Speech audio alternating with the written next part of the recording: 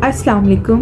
मैं एक साइकोलॉजिस्ट हूँ और आपके सामने अपने पेशेंट्स की ट्रू स्टोरीज़ लेकर आती हूँ। आज जो स्टोरी मैं आपके सामने पेश कर रही हूँ उसको मैंने उन्वान दिया है लालची। तो शुरू करते हैं। इफ्तिखार के वालिदैन इंतकाल कर चुके थे।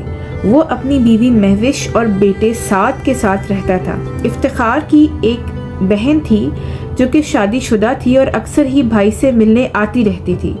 इफ्तिखार की बहन सारा जब भी भाई से मिलने आती हमेशा एक ही बात करती, भाई आपके ससुराल वालों ने आपकी शादी के टाइम कहा था कि अभी बाइक ले लो, 3 साल बाद गाड़ी दे देंगे। अब तो 4 साल हो गए हैं, आपको चाहिए अपने ससुर को याद करवाएं। अब उनका वादा। इफ्तिखार ने भी सोचा अब उसको अपनी बीवी महविश पर जोर देना चाहिए कि वो अपने माँ बाप से बात करे। महविश और समिया अपने माँ बाप की 2 बेटियां थीं। महविश की शादी के वक्त उसके वालिद ने इफ्तिखार से 3 साल बाद गाड़ी देने का वादा किया था, क्योंकि उनकी रिटायरमेंट पर उनको जो भी पैसे मिलने थे उसकी वो इफ्तिखार को गाड़ी लेके देने वाले थे। और अब 4 साल होने को आए थे। महविश के अब्बू को 1 साल की एक्सटेंशन मिलने की वजह से उनकी रिटायरमेंट 1 साल लेट हो गई थी। अब जब वो रिटायर हो गए तो महविश की छोटी बहन का रिश्ता बहुत अच्छी जगह हो गया। समिया के ससुराल वालों ने पहले ही जहेज वगैरह से साफ इनकार कर दिया था, लेकिन शादी पर तो खर्चा आना ही था। इस वजह से इफ्तिखार की गाड़ी और लेट हो गई थी। महविश आजकल समिया की शादी की शॉपिंग के लिए अक्सर ही अपने माँ बाप की तरफ जाया करती थी। इफ्तिखार की बहन हर दूसरे दिन भाई के यहाँ आती और उसको यही कहती कि भाई कुछ करो, यही वक्त है कि ससुराल वालों पर गाड़ी के लिए दबाव डालो।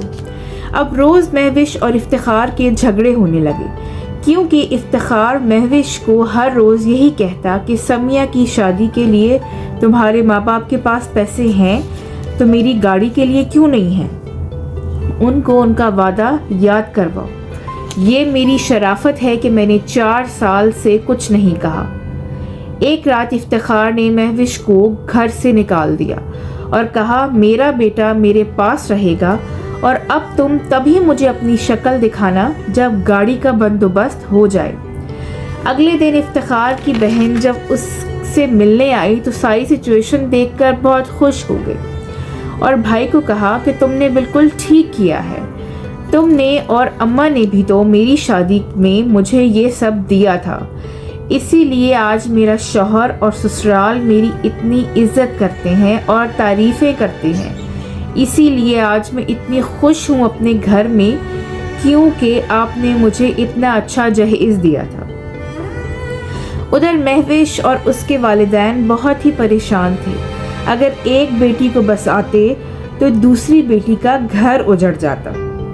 बहुत कोशिश के बाद महविश की माँ ने समिया का एक गोल्ड सेट बेचकर और बाप ने घर का आधा हिस्सा बेचकर पैसे जमा किए और दामाद को उसकी पसंद की गाड़ी दिलाकर महविश को उसके घर भेज दिया, क्योंकि वो चाहते थे कि इफ्तिखार समिया की शादी में ज़रूर शरीक हो, वरना लोग क्या कहेंगे। महविश घर तो वापस आ गई थी अपने छोटे से बच्चे की वजह से, लेकिन दिल बहुत दुखी था, क्योंकि उसके माँ बाप उसकी वजह से बहुत मुश्किलात से गुजर रहे थे और समिया की शादी भी सर पर थी। महविश को यही लगता था कि हम बेटियां माँ बाप पर बोझ बन गई हैं।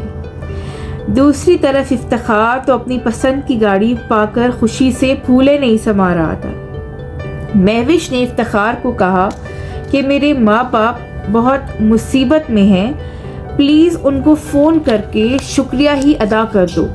तो इफ्तिखार फ़ौरन बोला उन्होंने मुझ पर कोई एहसान नहीं किया, बल्कि एहसान मैंने उन पर किया कि 4 साल इंतज़ार किया है। जब उन्होंने अपना वादा पूरा किया तो मैंने भी अपना वादा पूरा किया और तुम्हें वापस ले आया। यही बहुत समझो। तुमसे मेरी खुशी बर्दाश्त नहीं होती, एक मेरी बहन ही है जो खुश होगी।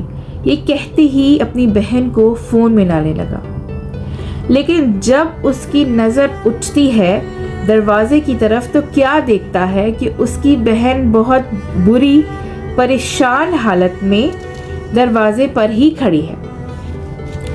अब होता कुछ यूं है कि वो अंदर आती है बेतहाशा रोते हुए, आती है बेतहाशा रोने लगती है।